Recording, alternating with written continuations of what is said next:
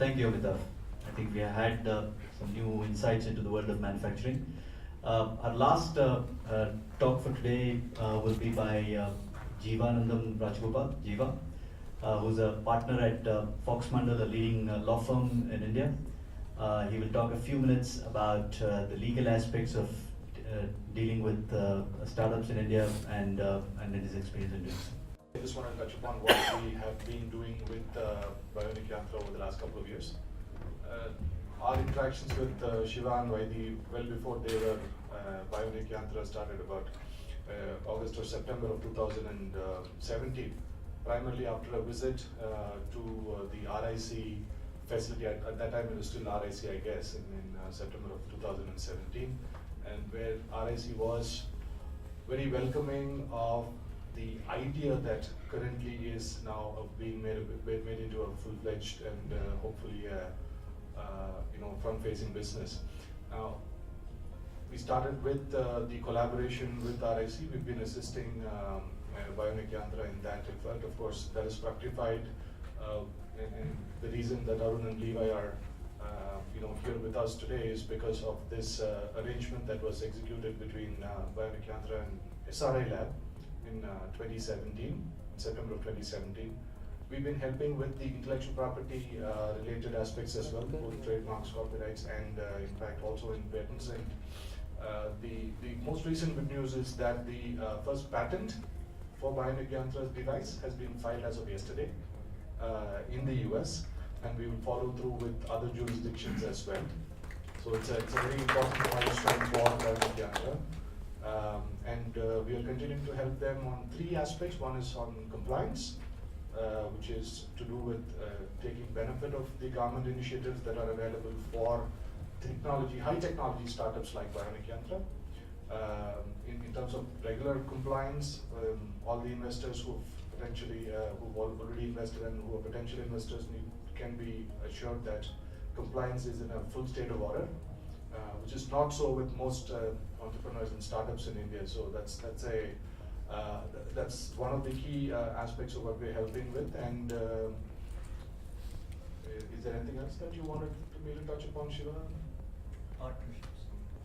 Oh, right, of course, partnerships as well. One of the key partnerships is with SRI Lab, but then moving on to Time Tooth and every other partnership that Bionic Yantra will be. We hope that it will be a full-fledged, compliant partnership, which is well regulated. So we're looking at that as well. So if you have any questions now or later about Bionic Yantra's compliance and legal aspects. People are putting in money, how do you protect them? What kind of issues? Oh, so we have a very robust structure of dealing with investments. All of the investments are documented in a compliant fashion with the rights and obligations of the company towards the investors, and the rights and entitlements of investors very clearly spell it out. So all of this is available in the records of the company. I'm sure you've been investors have been provided already with this information. Anything else that you would like to understand, I'm happy to talk person to person. But one thing that has been a key aspect of our mandate from Bionic Yantra is we want everyone to go out a winner out of any collaboration that they do, and that's typically what we're trying to ensure. Yes, what about medical, for clinicians, medical indemnity sort of thing, is there any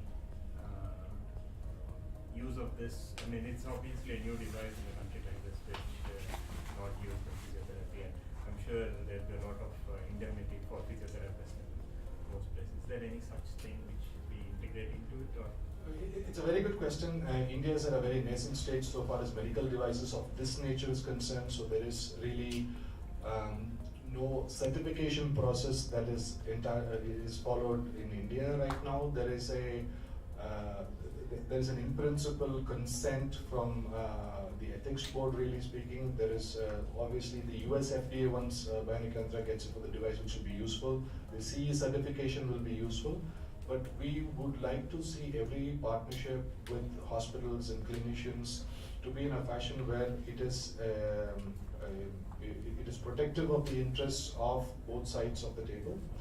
But really speaking, a training course can be conducted for clinicians, and if they certify a certain level of standards, it's just kind of standardized in the world now to use robotic systems provided for this device.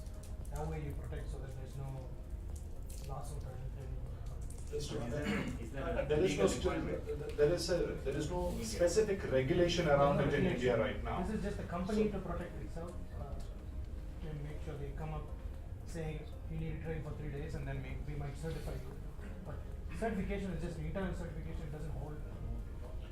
Yeah, that's a certificate that a trainee would get out of a clinician or a physiotherapist would get is a certificate by the company of the person's understanding at the end of the training program, but that's really not a legal requirement at this time. So No, sorry, I think my question is about the patients.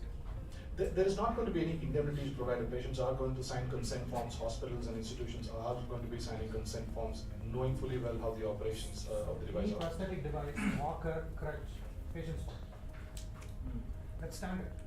Even with this, with all the fall safe mechanisms, somebody might attempt fall. They might not fall because it's going to catch them.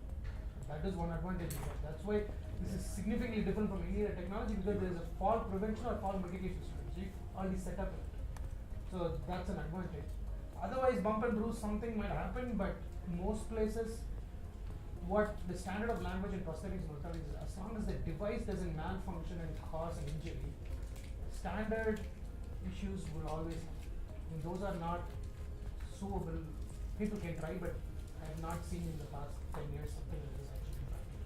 And of course, there's going to be liability India is insurance as catching up well. a lot with the US in terms of getting sued.